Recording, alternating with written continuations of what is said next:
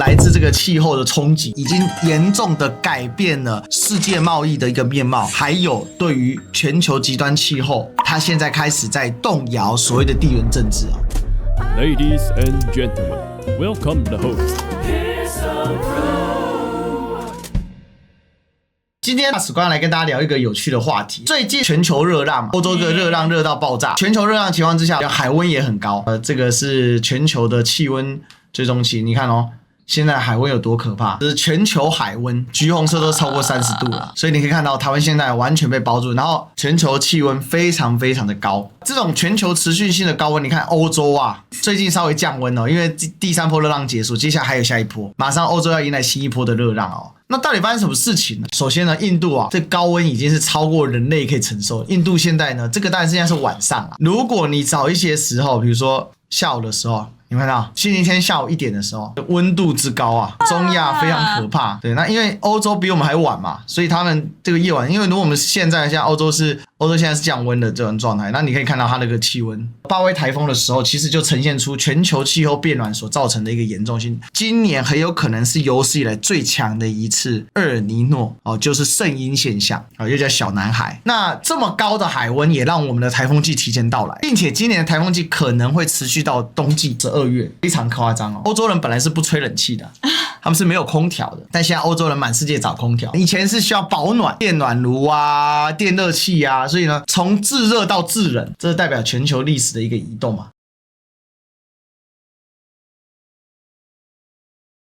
氣候如何的影響跟改造文明，並且透過一個大歷史縱深的觀察，如何對當今的全球地緣政治局勢的一個影響。先從最早的氣候是怎麼樣去塑造文明開始講起。大家知道什麼叫末次冰期嗎？又叫第4紀冰期。其實我們現在還在冰期。那怎樣才會走出冰期？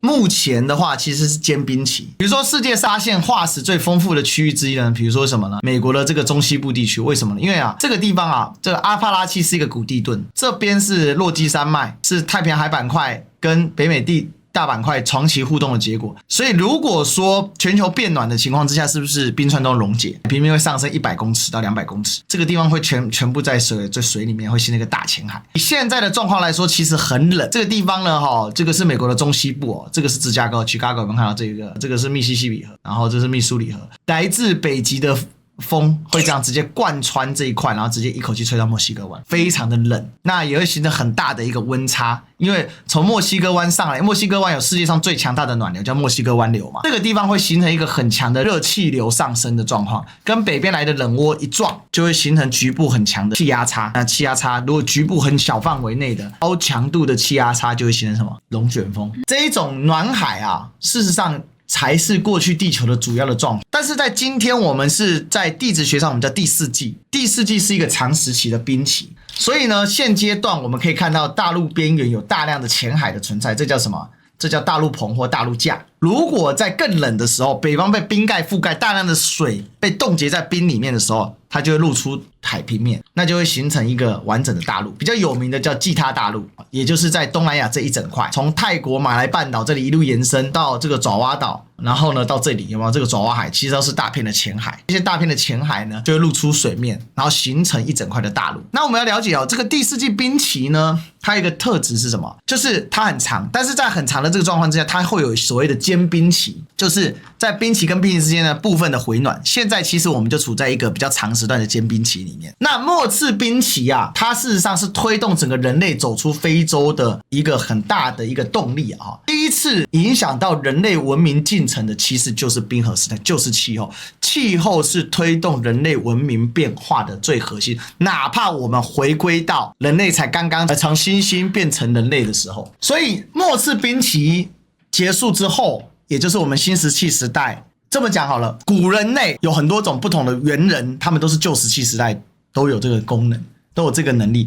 但是新石器時代原則上是現代人的智商才能夠形成的文明的等級，那他就走出去了。那當時末次冰期的時候，為什麼可以走出非洲呢？因為開始變冷，变冷代表什麼？第一個，陸橋會浮上來，就水會往後退嘛。第二個，降雨會減少，所以人類就需要更大範圍的採集或獵捕。第三個，獵物會跑，所以人類很可能就跟着獵物就開始跑。所以就走出了非洲。當然這是多次走出了，所以這個是第一個，我們先了解這個叫做氣候決定人類的隱藏的推手。那氣候對於今天的全球地緣政治有什麼樣的一個影響呢？首先呢，歐洲持續的熱浪啊，大家了解歐洲熱浪這件事情本身是非常非常不尋常的。我們剛才不是有看到 Windy 網站上面有沒有看到歐洲地區呢？因為它的風，這個叫西風帶嘛，西風帶現在都吸不起來了。那為什麼？你知道德國啊，為什麼作為居歐洲之中這麼的舒服啊？德國剛好介於溫帶海洋性氣候跟溫帶大陸性氣候中間，所以德國它的礦產又比較豐富，所以當德國排除了統一的內部，排除了外部的威脅，那德國其實是很舒服的。但海洋性又太濕，像英國濕到爆炸，中年陰雨綿綿哦，人都不太好了，对不對？你看英國人最喜歡去哪裡？去加勒比海曬太陽，順便搶劫西班牙人。英國人有一段時間叫吃飯睡覺搶西班牙，所以你也可以看到哦，就是氣候是不是也決定了英國人他往外發展？因為英國的海洋性太強，再加上英國的土壤不好，所以英国農業很爛到掉渣，所以英國人自古也沒啥可以吃的。所以這一次的歐洲熱浪衝擊了整個歐洲，然後你就很奇怪，為什麼德國作為歐洲工業最發達的地方，它竟然連個冷氣機都造不出來啊？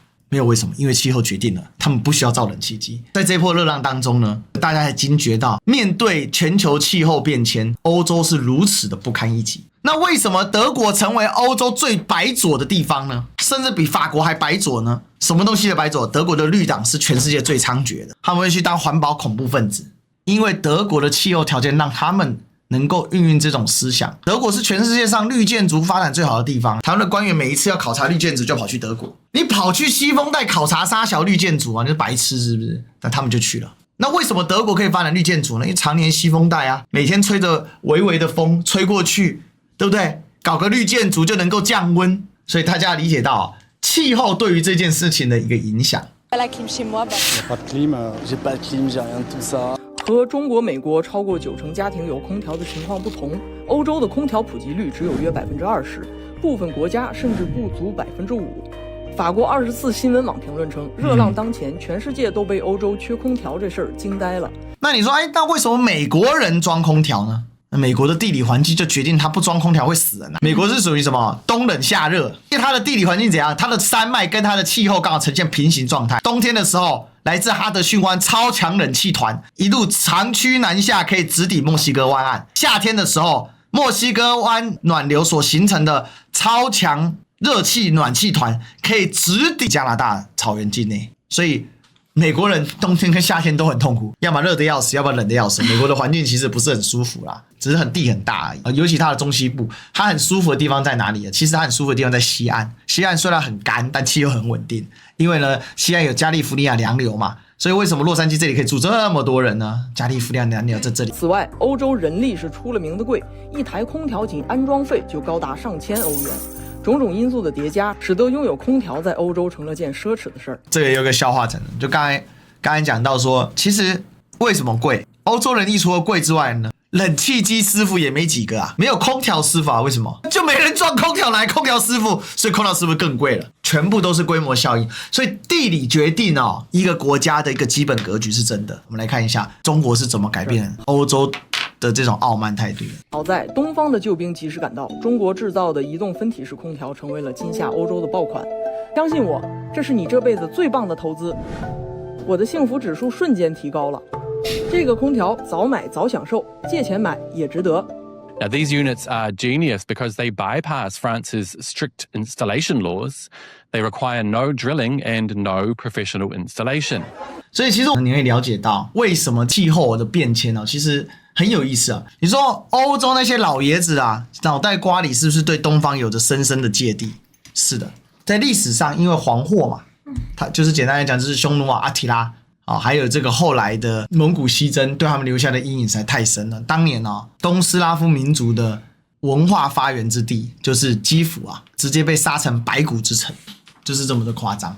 所以我們在看這個事情的時候，你就可以了解到說，你看這個開始有這樣的一個變化，這個變化是因為呢，在原本的氣候帶上面，原本的地理決定論上面，理論上歐洲就是不用裝空調的。但是面對當今的全球氣候異常或者更精確的說叫做全球氣候極端化，就是大尺度上面變化沒那麼大，它可能就是增溫1-2度，但是在小局部上面，它出現了什麼高頻率、高強度的一個狀況，比如說降雨變得非常的集中。而且降雨量非常的巨大，比如說在最近不是發生一個事情嗎？巴威颱風跑去朝鮮登陸嘛，結果呢給東北帶來巨大的雨量嘛，東北水流成河嘛，有沒有？整個東北地區好幾個城市都馬路都變成河流了。廣西更嚴，本來廣西從來沒下過這麼多的雨啊，把那個水庫都給嚇垮了。那為什麼把它嚇垮了？那些水庫是什麼時候蓋的？是1950年代用人力去夯出來的，這麼幾十年過了70年沒毀啊，竟然一次颱風來把它都吹垮了。所以這大家理解到，就是說局部地理的變化變得更加的劇烈，這也是當今我們要理解到說，緯度已經沒辦法完全決定你自己的氣候會是長什麼樣子，決定你這裡的氣候長什麼樣子的，可能都是一些小範圍的，但是在大舉度上，確實整個氣候在往變暖在走，這個是沒有錯，只是它的變化從平均值來看沒有那麼劇烈，可是從局部來看非常激烈，所以有人認為說這叫地理決定論的破產，這也會深刻的改變到氣候的格局。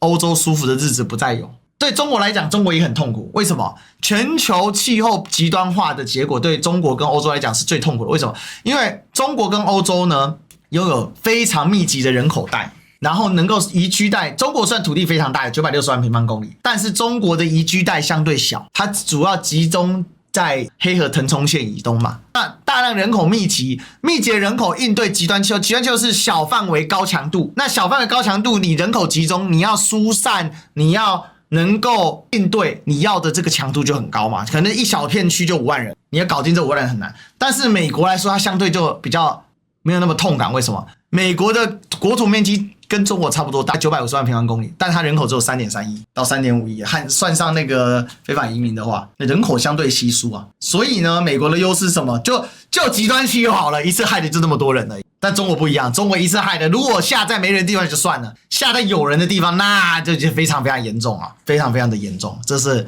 很大的一個差異。好，這是一個很大的差異。所以誰能夠應對這樣的極端氣候就變得很重要。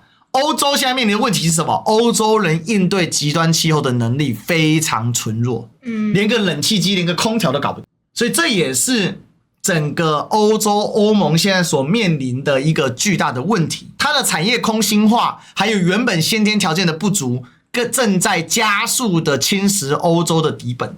這也是我覺得這個就從全球地理片區的角度來看，歐洲終將在新的時代的氣候變遷裡面，它沒有辦法形成地緣政治上的一極。光它要花費大量的精力去應對自然災害，它就痛死了。而中國呢，自然災害不可謂不多啊，但是中國早做好了準備，所以中國大陸長期的準備的結果是，雖然地的自然災害很恐怖，潰壩啊、淹死人啊、洪水橫流啊、亂七八糟的事情也很多，但是中國大陸的工業跟基建能力的強大，中國可以快速的去應對這些災害，並且在每一次災害中進行更多的升級，以應對下一次的災害。而且基於一個全國一體化的大市場，還有全國一體化的大行政的架構之下，它可以很快的把一部分的經驗普及到整個這個國家的範圍之內。這個是在中國在這兩邊當中我們所看到的，從氣候的角度對地緣政治的一個衝擊，也對彼此內政的一個衝擊的點。所以我們把它總結一下，我們從氣候怎麼去影響文明，到怎麼影響到地緣政治跟國際貿易。俄烏戰爭跟中東戰爭所導致的能源供應危機啊，又進一步的加劇了從氣候變遷應對能力上的削弱，還有電價飆漲所帶來的社會問題的衍生。講中文，簡單來講，俄烏戰爭失去了廉價的天然氣啊，天然氣除了供暖之後還可以幹嘛？發電啊。那你德國又不該綠能，然後現在全球氣候變暖，西風也吹不動了，怎麼辦？靠火電啊，火電如果靠煤的話，二氧化碳又太多，污染也很重，因為煤裡面有些很多雜質嘛。那怎麼辦呢？燒天然氣最簡單啊。問題你要燒天然氣，你要有廉價天然氣啊。結果烏克蘭跑去波蘭啊，北溪1、2號都炸，然後又現在要跟俄羅斯決裂，你哪來的廉價天然氣？所以能源價格急劇上漲。那能源價格上漲所衝擊到的是誰？是底層老百姓的生活。所以一般老百姓會過不下去嘛，因為他花了大量的開支在他維持他的基礎能源需求，不管是夏天要供電要開空調，還是冬天要供暖，都達不到。那俄烏戰爭的爆發跟中東戰爭的爆發，全世界上最有能源的2塊區域全炸了。這就造成了什麼？又進一步的加劇了歐洲的問題。所以這個熱浪問題的背後啊，它還有很多其他的因素在加深深化。其實熱浪所打出來的這個氣候變遷所造成的地緣政治的衝突內核。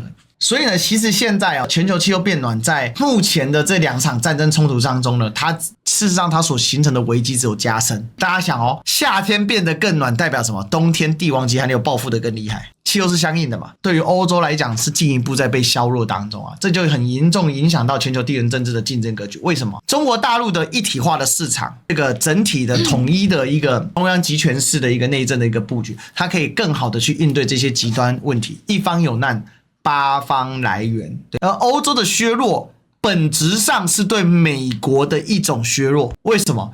因為不管美國把歐洲當成補血包，還是把歐洲當成盟友，歐洲現在深陷在這樣極端氣候的困局裡面的時候，他要對中國硬嗎？要禁止所謂的空調進口嗎？我跟你講，馬上那個政客不要選舉了，當場分分鐘死亡。所以呢，我們就可以理解說，從這樣的一個角度，我們可以來看到，就是現在這個全球地緣政治的格局啊，更進一步的會跟這個全球的氣候極端的狀況進行一定程度的掛鈎。這裡我們就可以提出一個叫做聖嬰現象連鎖反應，好，或者叫做厄爾尼諾連鎖反應。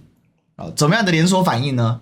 極端氣候的產生，它會造成能源糧產的問題，能源糧產的問題呢，它會進一步導致通貨膨脹，通貨膨脹那又會導致降息減緩，降息減緩，那美元的資本就會繼續吸納全球，那吸納全球的時候，美元資本它就會繼續在美國附着嘛，在美國附着，它繼續炒高美國的股價，然後資金往美國進入，那在邊緣地帶，它的一個政治動盪性就會上升，因為美元當它擴散到全世界的時候，它需要的是什麼？是一個全球化的過程。但當它把資金往內收縮的時候，它對全球化的需求就下降很多，它就更不在乎這些地缘政治的衝突。那這些地缘政治的邊角的衝突，你比如說中東啊這些地方的冲突，又會回過頭來導致能源跟糧產的上漲，所以它就形成一個死循環嘛。所以啊，我們在看待這個事情的時候，我們就要來了解到，應對這一種全球的高溫或極端氣候的這個狀況，誰有能力處理這個問題，就會是在21世紀第2個1/4時代，全球極端氣候會跟地緣政治更深入的掛鈎。因為我剛才講那個循環，它確實形成了一個這樣的一個全球地緣政治的一個影響力嘛。那我們可以看到，歐洲跟中國對於高溫跟極端氣候的應對出現了根本性的差異。幹嘛花了很多時間談這個歐洲嘛？那中國大陸呢？中國大陸怎麼應對這個極端氣候呢？我們可以看到一系列的政策是一整態的。比如說最強的空調製造商美的海爾格力，哪一個不是捲出來的？哪一個不是很強大？而且呢，本來亞洲的氣候就複雜嘛，下雨、吹風、冰雹、焚風，什麼都有。那另外就是說，應對全球極端氣候的時候，你有幾個層次要解決嘛？一個是你的能源的穩定性，一個是你的組織的調動性，另外一個是你的基建能力。那當然還有比如說像是糧食啊、能源的儲備能力，這個不是太陽能板，這個才太陽能板。它這個是鏡子，這是個高反射鏡子，它把那個光線反射到，透過角度的調，而且那個每個鏡子都有這個就是 AI 的設計，它可以就是這個隨着太陽光它去調整它的角度，然後把光呢給反照到這個塔的上面，然後這個上面這個地方是個吸熱裝置，它可以把那些光熱給吸進去。有沒有看到這個是大的，全世界最大的光熱塔，超帥的，很像那個很像科幻世界所以其實大陸發展這些東西，它都是事先去做過預想的，有沒有看到？通過長期的規劃預想，並且在科技樹上面點了這樣的發展。所以今天為什麼歐洲沒有辦法應對全球氣候變暖？為什麼美國人早放棄了新能源？美國人川普是直接放棄新能源了嗎？美國人是不在乎啦，因為美國反正我人口夠分散嘛，然後土地夠大嘛，反正爛就爛，炸就炸。它的環境負載力，因為它的很多地方是沒有充分開發的，所以它可以繼續這樣玩。但中國不一樣，中國環境開發的地方開發的太嚴重了，沒開發的地方太多了，所以呢就把這些沒開發的地方怎樣統一集中起來。統一集中來管理，而且你要知道不是只是把電發出來啊，我這邊把電發出來，那請問電怎麼輸送呢？電如果照正常用交流電去輸送的話，它的遞減是非常嚴重的。那怎麼輸送呢？所以中國發展了什麼特高壓電網，對不對？發展了儲能系統，它是一整套去應對氣候異常、極端氣候，是整套的，並且呢，大幅的減少自己的境內的二氧化碳排放。主要是什麼？主要先把移动污染源給降下來，也就是汽車嘛，汽機車。在大陸你已經很難找到燃油機車了，幾乎都是什麼電動車，不是地大物博就好哦。主要還是在你對土地的充分規劃跟應對能力，還有你有沒有在科技上面持續的發力跟發展。因此呢，我們在看到這個歐洲跟中國的最大的差異就在這裡，還有包含什麼？還有包含對美國的理解。美國雖然也有一些氣候解決方案，但是多數來說，美國是什麼？資本主義的發展國家，它的農業開發大部分什麼都是用這種大面積的這種開發，但是你幾乎看不到什麼村鎮。為什麼呢？因為它都是怎樣？都是大量的曠野嘛，它用機器去取代人力。以前看起來是一種高效的開發方式，可是現在看起來是一種低效的開發方式，因為它並沒有辦法充分利用每一寸土地所帶來的好處嘛。